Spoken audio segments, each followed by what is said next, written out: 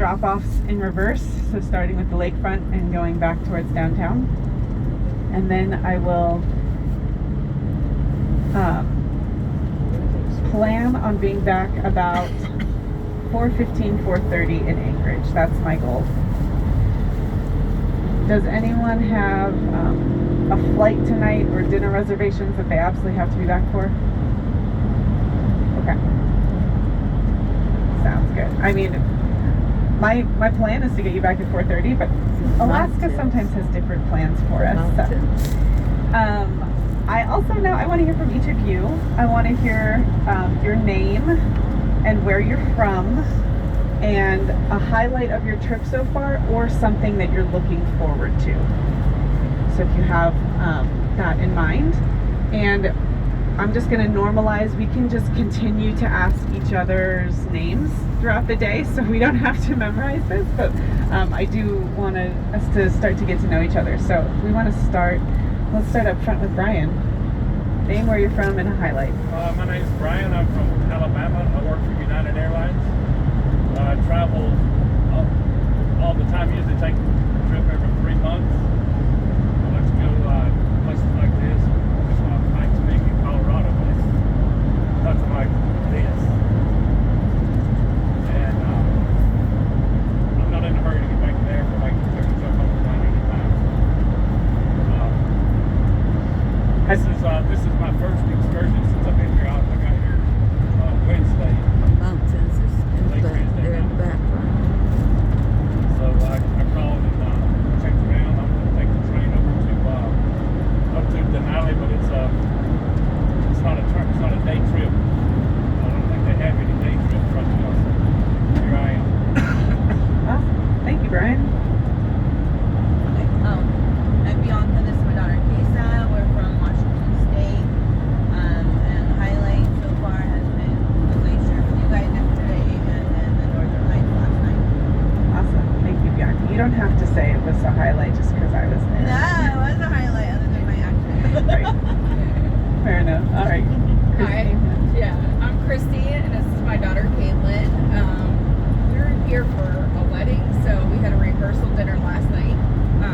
We saw that there was the Northern Lights, but we didn't get it outside in time to see them. So hoping we'll see them this evening, and looking forward to this trip. And we're from Virginia too. Awesome. Thanks, Christy. Hello. Believe it or not, from Barbados. All the Barbados. 3 times. I love it.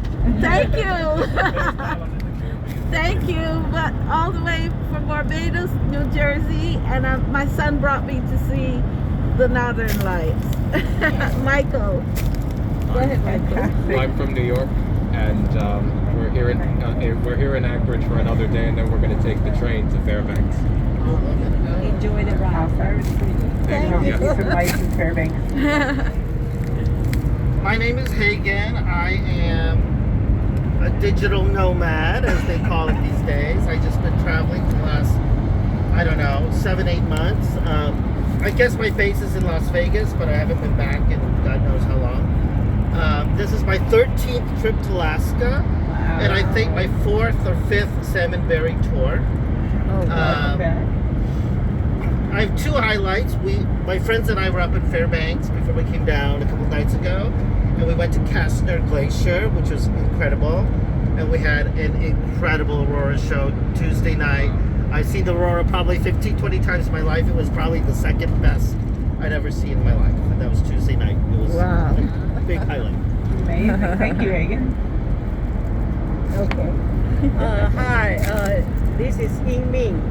I'm from Bay Area, California, and I'm retired. It's a full-time babysitter now for my grandkids. And because of Hagen's aurora experiences, so I came to Alaska to chase the aurora, and I have been very lucky.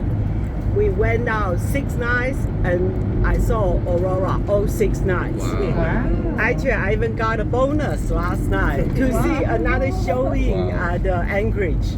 Okay, but then because Anchorage, the lights from the airport and then from the cars in and out, there's always a headlight on, some tail lights on, so the light pollution make it harder to see. But I'm so excited. So every viewing give me an actual appreciation about this phenomena, and every night it's a different show. Sometimes it's weaker, sometimes it's stronger, but then by coming here so many nights, it actually, make me appreciate this even more. Thanks, Yingming. I You'll moved be from our San Francisco. good luck charm for everyone else I trying to live see the there. lights. Oh, In San Francisco. I thought you are from New York. I used to live in San I'm Francisco. Shu. I'm Yiming's sister. So I'm from Ohio. This is my first trip, Alaska. So always great to travel with my sister because she always go to those places that I won't dare to go by myself. Of course, travel with the Hagen get us to personal and to every possible. So far the trip is a win-win trip. So wonderful experience, a lot of the first time experience, and don't know, maybe I'll come back even just in spite of the cold. I experienced all cold and warm and today, so love the experience. Fantastic, Shu. Thank you. Cold. Cold, lot colder than here. It wasn't cloudy. My name's Mark. I'm a very cold Australian boy sitting up here. It's a long way from home. I've been here for a couple of weeks now and touring around, and I've got to say I thoroughly enjoyed it. Very, very, very hospitable people. Very, Fairbanks, you'll see it. very interesting culture too. So very good. I've enjoyed it a lot.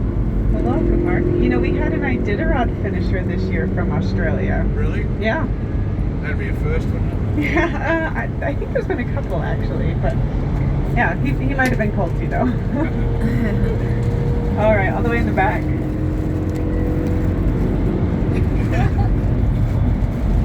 We are Suguru and Takako, and originally from Japan. But we're living in Bay Area, California too. So we went to Seward yesterday. and we saw some sea whale, Or something like a dolphin. or many animals, and today we want to looking for the other animals in the mountain or birds. That is our goal today. So nice to meet you. Fantastic. Thank you, Segudu and Takako. Am I saying that correct? Tuesday Okay. night. So it's not. Correct me. Don't feel free to correct me. Well, thank you all for introducing yourself. It's nice to get to know you, and we've got quite an international crew today, which is very exciting. My name again is Chenery. I am not from Alaska. I'm born and raised in Denver, Colorado, in the mountains. And then I went to school in Philadelphia. I thought I could hang in the big city, and I couldn't. I missed the mountains too much. So I moved from Philadelphia to Juneau, Alaska in 2013. And I was just going to do it for a summer, just to experience Alaska a little bit. And then I discovered this subculture of people called seasonal workers, and they live in some place in the summer and then someplace different in the winter. And it doesn't matter what their job is, the priority is adventure and stunning places and travel. And so I did that pretty much until COVID. So since 2013, I've spent most summers guiding in Alaska. I've spent my winters in different other towns in Alaska, in Colorado, in Antarctica, traveling South America. So been all around and keep being drawn back to Alaska. So it's fun to share my new home with you all, especially this road. It sounds like just Segudu and Takako have driven this road. The rest of you perhaps have not. Maybe Hagen has. Yeah, I've driven it. I went down to Homer. Very nice. Yeah. So this is the Seward Highway, and we're going south now out of Anchorage. So we've gotten out of the city. It's pretty stunning out of the city right away. So on the left here we have Potter Marsh, and Potter Marsh is a very important habitat for many species, and it was actually a man-made accident. So in 1923, the railroad, which runs parallel to us on the right, was finished, and it cut off this area that was tidal mudflats and created this enclosed wetland area. So it was man-made, but it has since become an incredible habitat for moose, for salmon. There's actually spawning salmon that come up and spawn in the wetland, and birds, mostly birds. There are a huge number of birds that come up to Alaska to nest in the summertime, and they use this either as a stopover for their further migration or as the nesting ground itself. So waterfowl, songbirds, all kinds of wildlife. One year there was a very, very lost Eurasian duck, and you could just see all along the shoulder here all of these intense birders with their big binoculars and their scopes, all trying to look for this duck, because it was a life bird for a lot of them. They didn't have to go to Europe to find it. They could find it right here in Potter Marsh. It's an important ecosystem. And then the rest of the trip will be going along the Turnagain Arm. So that's this body of water just on the other side of the railroad that we'll see for the entire trip today. This is the Chugach Mountains on our left, and the Kenai Mountains on our right. The Kenai Mountains are on a peninsula, the Kenai Peninsula. So they are, you have to go all the way around the Turnagain Arm and then come back part way to get onto the Kenai Peninsula. Where we will be at the Alaska Wildlife Conservation Center is all the way at the head of Turnagain Arm. And it will be basically right where the Kenai Peninsula starts. So on the mountain. the bringing together of the lower part Chugach of the Mountains and the mountain. Kenai Mountains. Wow. That's one of my favorite things about Alaska, and even living in Anchorage. Anchorage itself has a ton of parks. It makes it very easy to cross-country ski and bike and hike even within the city. I could drive 20 minutes and hike some of these mountains just around the highway here, but also because it just gets so stunningly beautiful a mere 10 minutes outside of town. So this is the Turnagain Arm. The Turnagain Arm is saltwater. This is ocean. So the Turnagain Arm comes from the south, and the Knik Arm comes from the north, and it connects into the Cook Inlet, which is that way, and that empties out into the Gulf of Alaska and the Pacific Ocean. So this is all saltwater. It's tidal. We get high tides and low tides every day. And much of the fresh water that comes into this arm is glacial water. So from different glaciers that are all around the Chugach and Kenai Mountains. Those glaciers, as Bianca learned yesterday, are important conveyor belts, basically bringing sediment and debris from the mountains, from the glaciers down into the valley here. So a lot of this is mud flats that's been sediment ground up by the glaciers. Oh, because I've been down this road like 5 times. It looks like we're at a fairly high tide. I didn't check the tides because whenever I do, it confuses me more. So it's fun to look out and see the difference as the day changes. It's a very, very dynamic system here. We have the second highest tidal exchange in the world after the Bay of Fundy. So the Bay of Fundy, I'm not sure how big their tidal fluxes are, but we can get tidal fluxes in the Turnagain Arm that are 42 feet, which would be what, like 14 meters.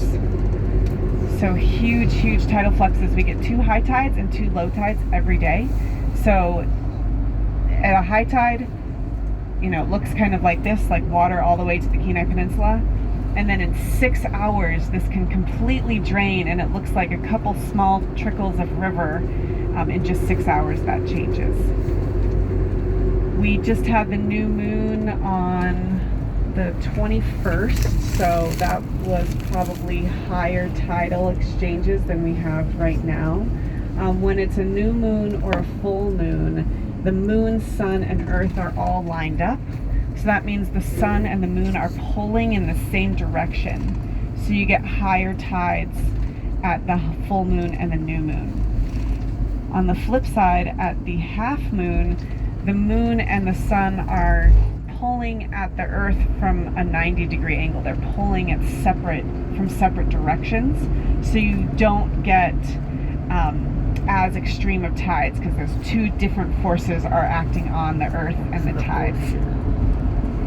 So probably less extreme now, but we do have a phenomenon called the boar tide. And when there is a extremely negative low tide, like -3 or -4 as the low tide, there's so much water that has to move in and out that as the water is coming out, it doesn't all empty by the time the tide is rising again, before the water is moving back into the arm. And it actually creates a standing wave that can be 6 feet tall or 2 meters, and it starts out here and it just moves all the way into the arm. Just this one wave moving all the way. It's called the boar tide, and it's one of the places where people surf. They will surf that wave all the way in. One of the few places in Alaska that you can surf. It doesn't really happen in the winter. As you can imagine, if there was a standing wave right now, there would be a lot of ice, and that mud that's been frozen in big chunks would be pretty dangerous. So not recommended in the winter. In the summertime, that sediment at low tide covers a lot of this area. I mentioned it'll look like just small trickles of river coming through the Turnagain Arm. So it looks really inviting, like you could go for a nice beach walk, and it's not recommended at all. So that sediment, that silt is so fine, it's like flour, and it acts like quicksand. So there's signs all along here that say, don't walk on the mud flats, don't walk on the mud flats, because people have gotten sucked in. And then the tide comes in, it's a bad situation. So it covers a lot of area, but it's kind of a no man's land. We don't go there.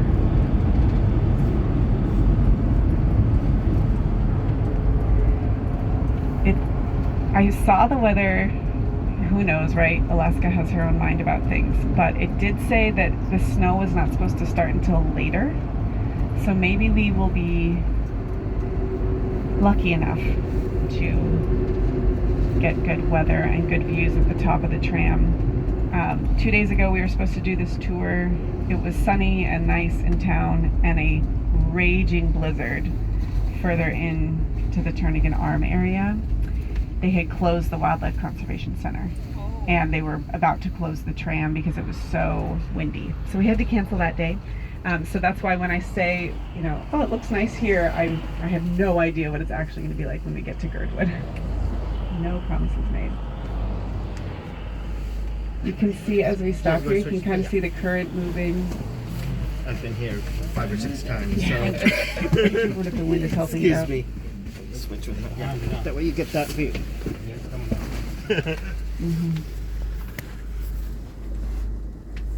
Here, I can see the water moving. To get some pictures. They were doing a lot of avalanche mitigation recently along this road because we got so much new snow, but it's spring snow, so it's wet and it's heavy and it's been sliding.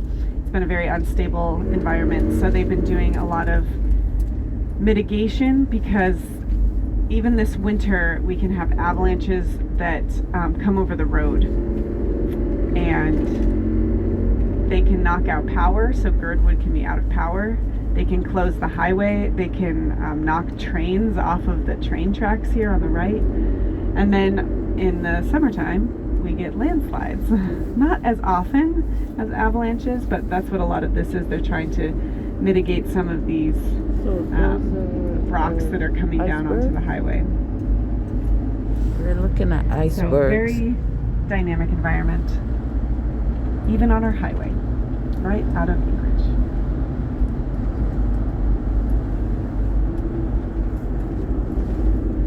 All right, They don't want us to stop here, but I'm going to. You can take a few pictures right here. Can we get out? Yes, I will grab the door. I guess those are the mini icebergs. I see. Did you see any of those dolls too? Henry? Yeah, sometimes. Okay, Yeah, I'm I've going seen to them the last few turn times, this but- phone off so I can put my coat on, and then I'll turn it back on.